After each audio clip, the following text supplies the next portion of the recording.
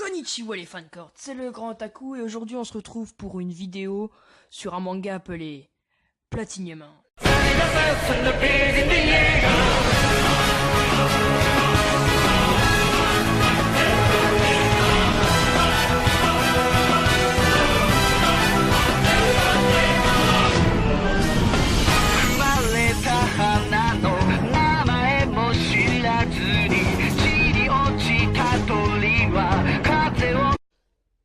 Alors, avant de commencer, je n'ai lu que 3 tomes sur 4. Commençons. Donc, Platinum, d'un manga de Tsukumi Oba et de Takeshi Obata, édité par Kane. Le premier volume publié est publié le 4 novembre 2015, en 6 volumes au Japon et 4 volumes en France. Le manga devrait continuer jusqu'en 14 tomes si je ne me trompe pas.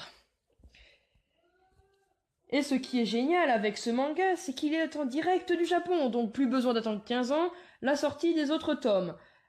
Alors, si vous n'avez pas de la merde dans les oreilles et que vous avez écouté tout à l'heure, vous aurez compris Tsukumi Oba et Takeshi Obata. Et oui, les plus connaisseurs d'entre vous auront compris que ce sont les créateurs de Death Note et de Bakuman. Donc, vous devrez être habitué à du lourd. Et là, vous n'allez pas être déçus, car malgré le peu d'infos que nous avons pour l'instant, le manga s'annonce prometteur. Alors, l'histoire. L'histoire est celle de Mirai Oh putain, c'est dur à prononcer cette merde.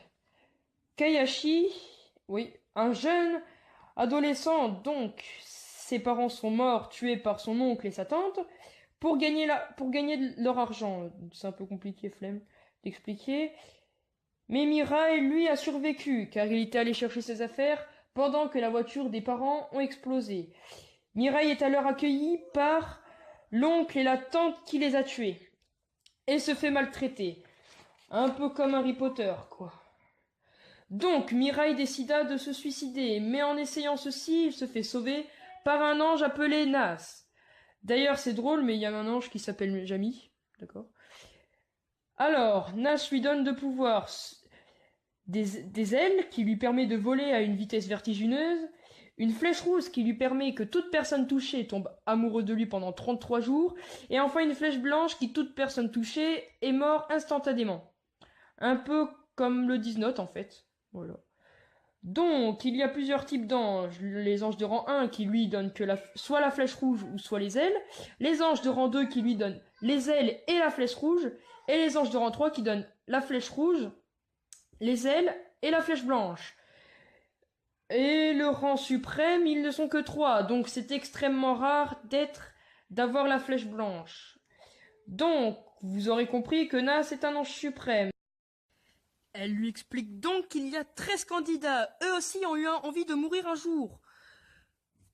Donc, le tout dernier candidat encore en vie, devient Dieu. Et les autres candidats n'étant pas devenus dieux, mourront. Ils peuvent se rendre, n'étant pas obligés de se battre, mais s'ils rendent leur pouvoir, ils mourront aussi. Donc, le hic, c'est que Saki, la fille dont Mirai est amoureux, est aussi candidat. Et oui, vous aurez compris. Mais ça, j'en reviendrai plus tard dans la vidéo. Le méchant, Kanade Uryu, est accompagné d'un ange suprême. Donc le méchant a la flèche blanche. Donc les héros décident donc de tuer... Kanade, donc le méchant, décide de tuer décide de tuer les 13 candidats pour devenir Dieu. Du coup, il en voudra plusieurs personnes, comme des psychopathes, enfin... d'autres personnes pour tuer les candidats. Donc voilà le résumé de l'histoire un petit peu.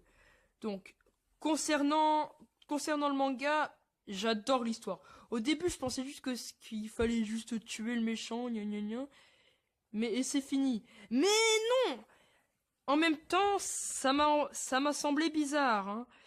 Vu les talents de Tsugumi, et je me suis dit quand même, c'est un peu bizarre. Et en plus, il y a un truc que je trouve génial, il y a l'histoire de si tu perds tes pouvoirs, tu meurs. Ça déjà, je trouve ça déjà génial. Parce que du coup, si il y aura une histoire de, comme je vous expliquais précédemment, il y a une histoire de clan et tout.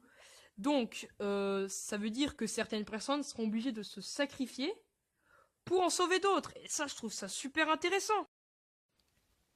Donc, concernant les personnages, il y a Mireille, notre héros, qui lui va faire tout son possible pour tuer Kanade. Et contrairement aux autres personnages des deux mangaka, lui n'aura pas de rire hystérique.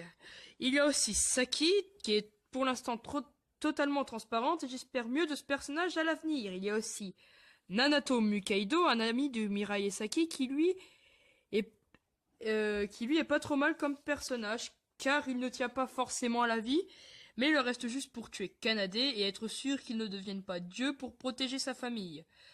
Ensuite, Nas. Alors au début, je pensais que c'était juste le personnage tout gentil, tout mignon, qui voulait juste le bonheur de Mireille. Mais au final, on apprend qu'elle n'a aucun sentiment auprès des humains. Et ça peut rendre le personnage super intéressant. Et le meilleur pour la fin, le grand méchant, Kanade Iryu. Eh oui, alors là, vous êtes peut-être en train de vous dire quoi, n'importe quoi, il est presque aussi transparent que ça, que Saki. Eh bien, si tu as dit ça, ferme ta gueule et écoute. Alors oui, c'est vrai que dans les deux premiers tomes, il est totalement transparent et passe pour le grand méchant, le type à abattre. Mais non, il n'est peut-être pas si méchant que ça, car elle nous dit dans le tome 3 que s'il est Dieu, il tuerait tous les méchants dans le monde et il veut aussi ressusciter sa sœur qui est morte. En plus, c'est le seul à avoir une vraie raison d'être Dieu, comparé aux autres personnages qui, eux, n'ont pas de but particulier. Même, il y en a même qui ne veulent même pas être Dieu. Alors, peut-être que Kanade n'est peut-être pas si méchant qu'il en a l'air, et qu'il est peut-être finalement tout gentil, tout mignon, et qu'il a finalement un bon fond.